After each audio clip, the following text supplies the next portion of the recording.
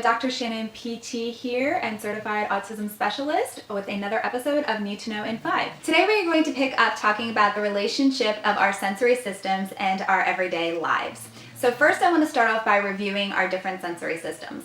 We have our vestibular system, which is our sense of balance and being upright. Proprioception, which is in our joints and lets us know where we're at in space. We have our tactile system, which is in our skin and allows us to know information on touch, pressure, and temperature. We have our auditory system, which is in our ears and has to do with hearing. Vision, which is our eyes and sight. Then we have our olfactory system, which is our sense of smell in our nose.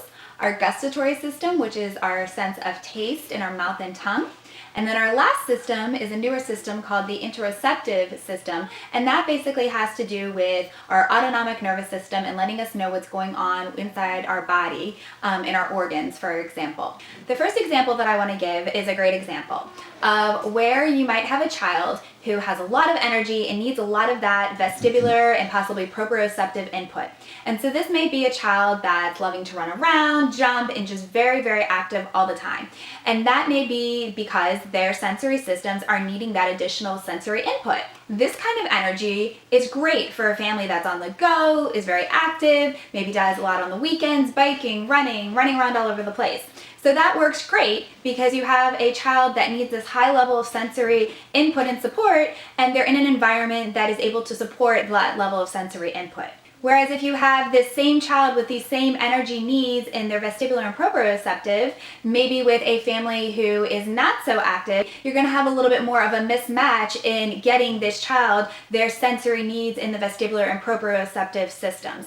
So this is where we look at trying to find a balance between what a child needs and what their sensory systems needs in relation to their everyday lives. And so a great way to do this is come up with ideas for a sensory diet. They can be very simple, something that you only need a few items or ideas to implement, to something that involves a structure of something different every 15 to 20 minutes. Again, it all goes back to what does a child need in their sensory system? What is their sensory system calling for to help give them that information and regulation that they need? Today we're going to look at a couple different products that can be used to help with giving that sensory input. The first one I want to show you is this one. And all of these items I get like at the Dollar Tree or the dollar bins at Walmart and Target. They don't have to be expensive, but they're a great way to provide this sensory input. So if we look at this one here, we can see that this would be a great item to be used to provide some type of visual stimulation. You have the balls moving, it's very relaxing and soothing. So this is a great item to provide that visual feedback that a child might need. The next item I love this because it has a great feel with all the different textures, and it's actually got some weight to it, believe it or not, and they're stackable.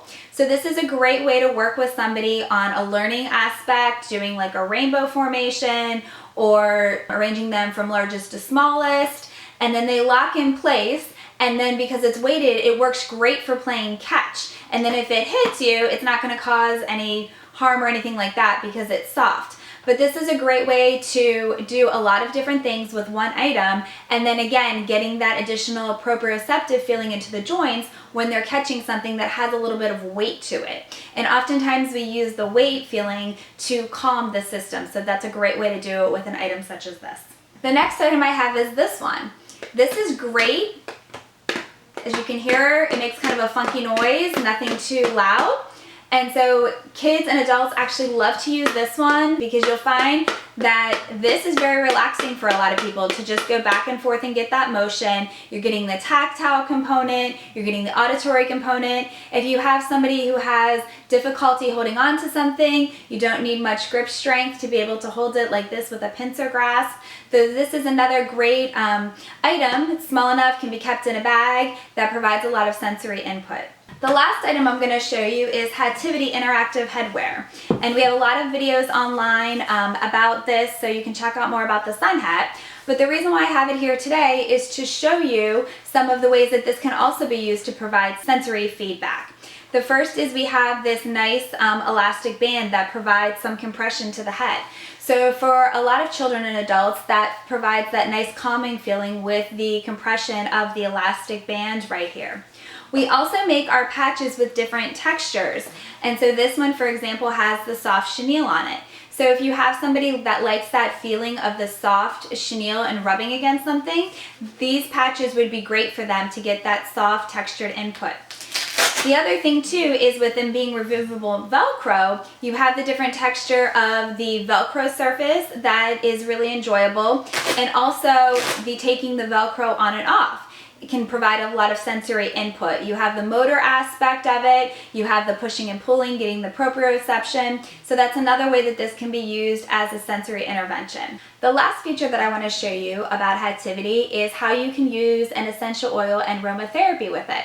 So this patch on the front is removable, so it's great because you can take it on and off, swap it out, and easily apply 1 drop of your favorite essential oil to the front there, and then it's a great way to have the essential oil there close by the nose to get the effects and the benefits of the aromatherapy. When you're trying to maybe possibly calm somebody down, you can use a scent such as lavender, or maybe you're trying to wake somebody up and make them more alert. You can use something like citrus or peppermint. So that's a great way that you can use essential oils and aromatherapy as well as a sensory modality with using your Headtivity product. Hope you learned a lot today. Thanks so much for watching. See you next time on the Need to Know in 5.